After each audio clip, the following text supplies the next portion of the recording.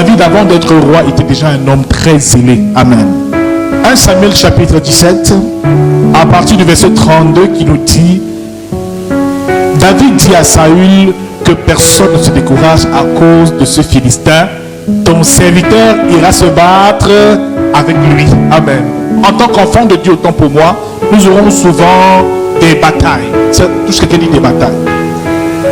Nous ferons souvent face aux géants, mais les géants sont toujours accompagnés. C'est-à-dire que la promesse, toute promesse, est accompagnée de son géant. Alléluia. Ou de ses géants.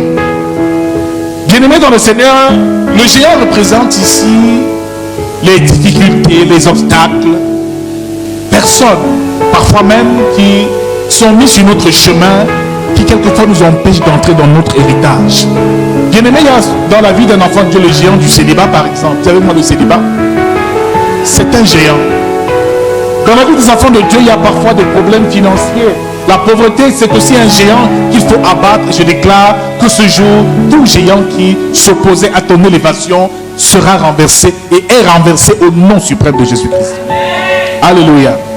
Alors, bien-aimé dans le Seigneur, toi-même qui veux être un géant de la foi, tu dois pouvoir avoir renversé les géants. Touche quelqu'un, dit: combien de géants as-tu déjà renversé? Alléluia. Car on mesure effectivement la grandeur d'un héros au travers des victoires qu'il accomplit. Bien-aimé dans le Seigneur, pour toi-même être un géant de la foi, un homme puissant, élevé dans la foi, tu dois avoir remporté certaines batailles. Et ici, David est sur le point de remporter une bataille terrible. Au point où il dit au roi Saül, nous avons dit au verset 32, que personne ne se décourage. Dis avec moi, que personne ne se décourage. Face aux difficultés, frère, ne te décourage jamais. Face aux persécutions, ne te décourage jamais. Même si les vents sont contraires, les mers sont agitées, ne te décourage jamais. Touche quelqu'un, dit: garde la foi. Nous verrons ce matin les clés qui ont permis à David de vaincre Goliath, car David est appelé le tueur de géants. Quelles étaient donc ces clés qui ont permis à ce qu'il remporte cette bataille? Comment produire et accomplir un tel exploit, un tel miracle? Alléluia. Bien-aimé dans le Seigneur, une chose est sûre, une chose est certaine, c'est que personne ne pouvait imaginer que David aurait accompli un tel exploit. David dit à Saül: ton serviteur faisait paître les brebis de son père, et quand un lion ou un ours venait en enlever une du troupeau, je courais après lui, je le frappais, j'arrachais la brebis de sa gueule. S'il se dressait contre moi, je le saisissais par la gorge, je le frappais et je le tuais.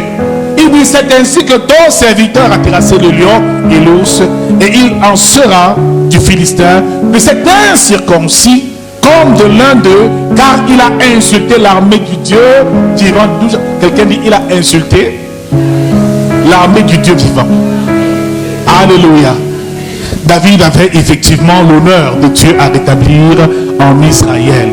Voyez-vous, dans la maison d'Isaïe, le père de David, il y avait des frères. Il avait des frères, 7 frères qui étaient là.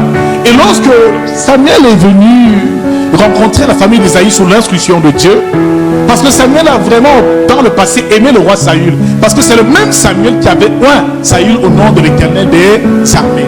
Par la suite, Dieu a choisi un homme, David, l'homme selon le cœur de Dieu.